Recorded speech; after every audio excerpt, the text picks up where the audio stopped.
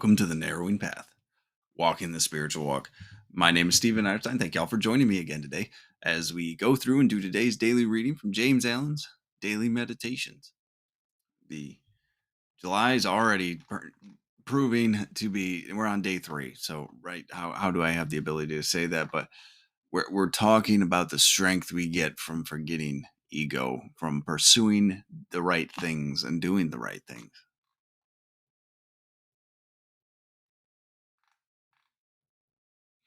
So I'm excited. That was just the first 2 days. I'm excited to see what the third brings us. This, of course, will be fresh to you and fresh to me, meaning this will be the um, first time I hear it or read this meditation on the podcast with you. So you'll get my genuine response, reactions, observations, and what I relate to about the reading.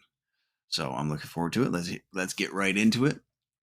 This is July 3rd's reading from James Allen's Daily Meditations.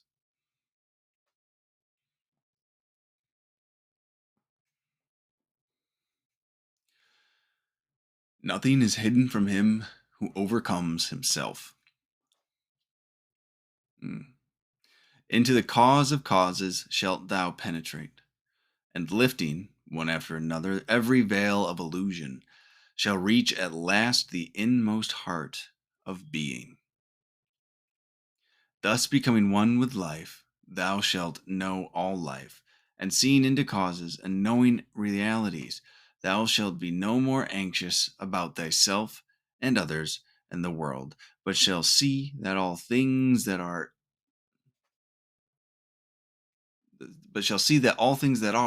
are engines of the great law. Excuse me. Canopied with gentleness, thou shalt bless where others curse, love where others hate, forgive where others condemn, yet where others strive, give up where others grasp, lose where others gain. And in their strength they shall be weak, and in thy weakness thou shalt be strong. Yea, thou shalt mightily prevail. Therefore, when heaven would save a man, it enfolds him with gentleness. He that hath not unbroken gentleness hath not truth. Wow. Oh, that's such a good one. I love every line of that. Every line of this one today. Um even just what it we're just gonna get right to it. What it opens up with, nothing is hidden from him who overcomes himself. Um that pursuit and that purification of our spirit and our thoughts and our actions, right? Nothing is hidden when we get to that point of purification. It's very important. We see things for what they are, our own actions and desires for what they are, and we see what the right thing is to do in in any situation. Not because we know the action specifically, but we know we need to practice the spiritual principles of this life and this program or this way of living that guides us into what we need to be doing. So nothing is hidden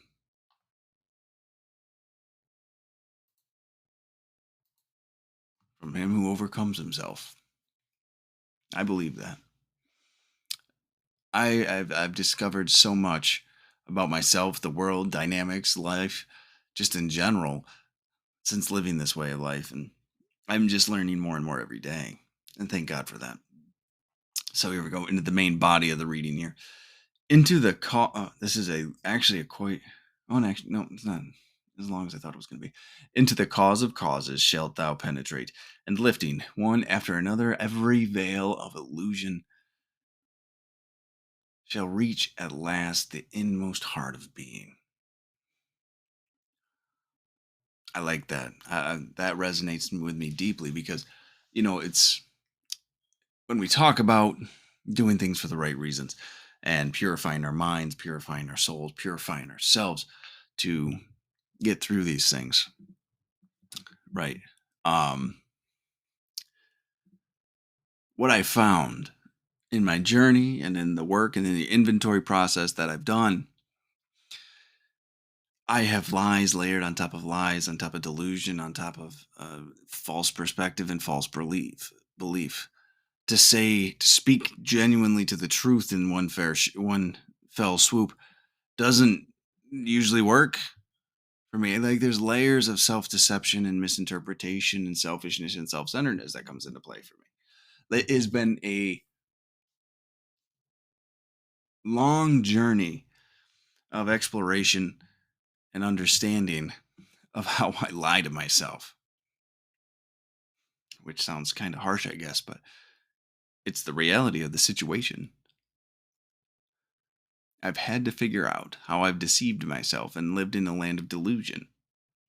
So, lifting one after another, every veil of illusion shall reach at last the inmost heart of being. I had to get down to the core of me.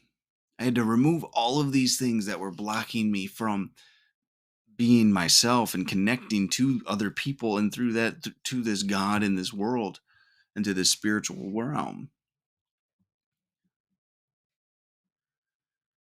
I had so much digging to do to clear out all the bull that I had and crap that I had dumped on top of myself and dumped on top of the true reality of things. And I'm sure I still have a ways to go.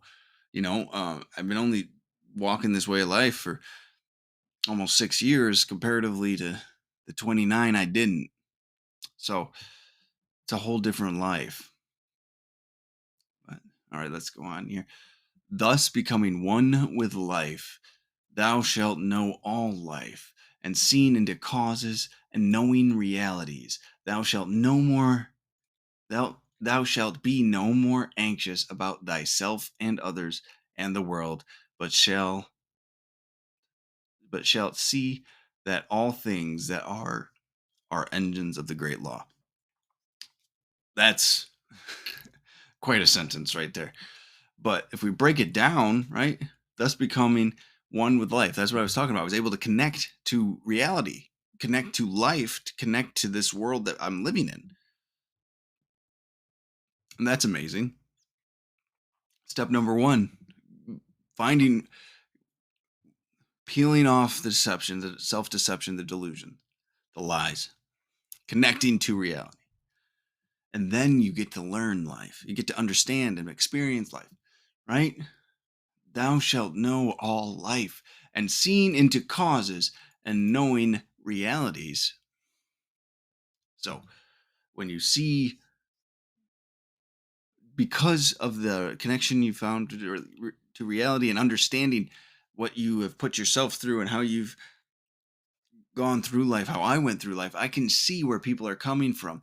At least, maybe not specifically, I might not always be 100% right, but at least enough to have compassion and understanding for these individuals. To be able to practice some forgiveness for them, to be able to love them still.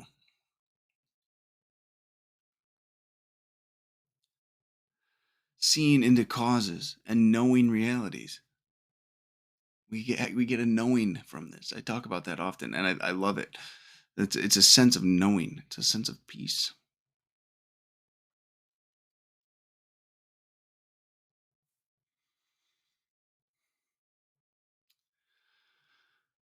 Thou shalt be no more anxious about thyself and others and the world.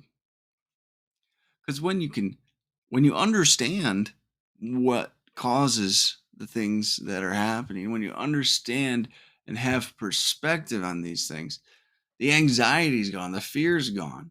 You can expect people to be human. You can expect people to be selfish. You can expect people to be spiritual too.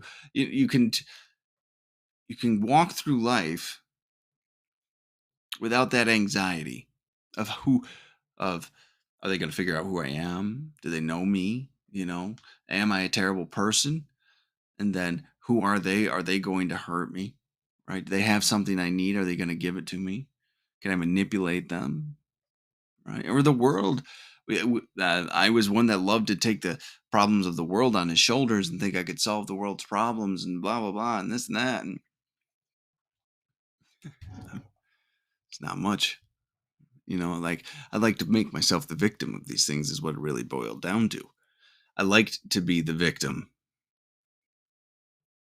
and that played into my ego. All right. Be no more anxious about thyself and others in the world, but shalt see that all things are engines of the great law. So everything reflects the great law. Everything reflects these spiritual laws of truth, these spiritual laws of um, cause and effect, spiritual laws of justice. Right? These are perspectives you get to take now, and understandings you get to bring to the world through your actions. Okay. Now, this is a really cool part of this reading, too. Canopied with gentleness, thou shalt bless where others curse, love where others hate, forgive where others condemn, yield where others strive, give up where others grasp, lose where others gain, or lose where others gain. That's the end of the sentence. How That's freedom. I feel like I just read a bunch of characteristics of someone who is free. To Because to be able to do these things, we have to have a certain amount of choice and freedom to be able to do them, don't we? If most people are hating, would we not usually hate? Would we not find a reason to join the crowd? Why would we put ourselves outside of that? Why would we choose differently when we were thinking selfishly just like everyone else would? So, the freedom that comes from what was talked about in the beginning, a man who overcomes himself, right? A man that's done that has the choice of freedom, or has the freedom of choice, more so. Excuse me. And I'm going to use myself. I get the opportunity to take these actions, canopied with gentleness. I think that's important, to be gentle, to not be harsh or violent or aggressive when doing these things. Canopied with gentleness. Thou shalt bless where others curse, love where others hate, forgive where others condemn, yield where others strive, give up where others grasp, lose where others gain. We're free to make the right choice. We're free to make a different choice. When he's saying others here, it's almost like he's talking about me in my past life.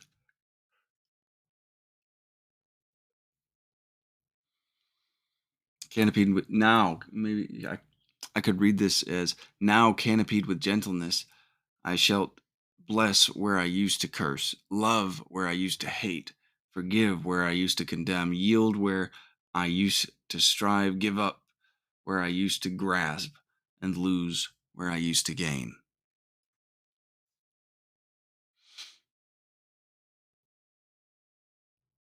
And that's really how it's been, to be honest with you. It's taken a while, and I still find things where I've got to let them go. I've got to make different decisions today. I've got to let the old life go.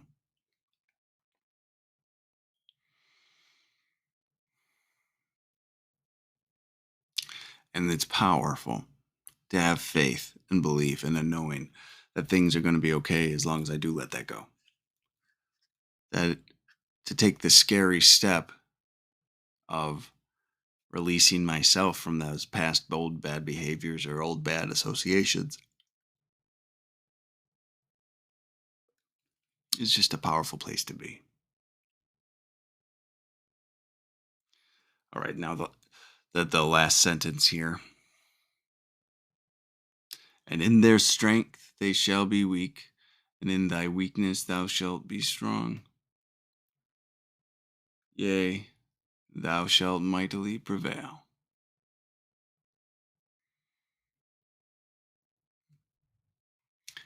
Sometimes what we believe to be our biggest strength really turns around and comes back to bite us. It really can be a blind spot for us because we think we do well already there.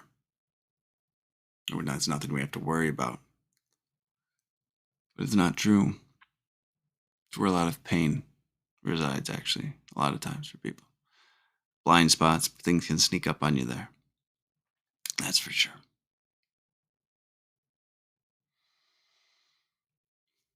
And in their strength they will be weak, and in thy weakness thou shalt be strong. Our ability to let go, my ability to let go, my ability to let things be exactly what they are is strength. Took me a long time to figure that out, though. It took me a long time to comprehend it, and then believing it was a whole nother thing. I had to experience it. I had to experience the freedom that comes along with it before I fully knew that it was true. All right, it ends the main part of this. Sorry, I thought the last sentence went on for the rest of it, but there's a quote here. Therefore, when heaven would save a man, it enfolds him with gentleness. And it gives us, we get compassion and empathy and understanding because of our experience, understanding, our just simple concession that we were no different than them. But we've been blessed with a different way of living and a different perspective now.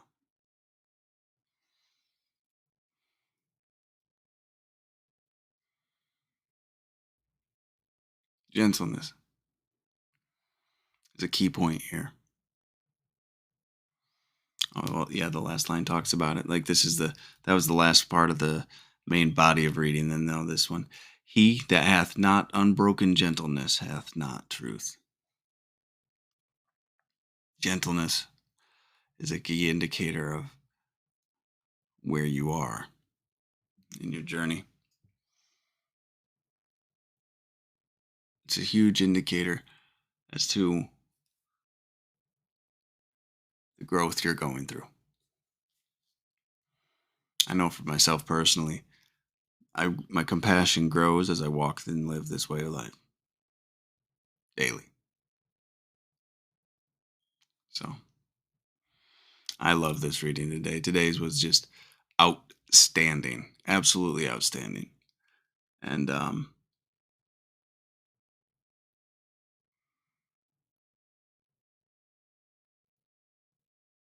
so true. It gets me excited about the progress and the forward motion. The more I have to learn, honestly, I'm a whole different man. I get excited about the work that I've got ahead of me still. If you would have told me 6 years ago that that's where I'd be, I would have called you a liar. But here we are. So, all right. Well, that ends it for today. I thank you all for joining on and jumping in, um, and just going along for the ride here. And I hope this has been something of use and of benefit to everyone joining in and listening. You can go ahead and like and share our Facebook page if you'd like, and you'll be apprised of anything that pops up and new episodes and things that are going on. So um, I really appreciate it, and I'm looking forward to the Fourth of July's, and seeing where this train continues to bring us, because it's been just enlightening and eye opening, and I'm very grateful for it. So we'll be back again tomorrow. Until next time, thanks.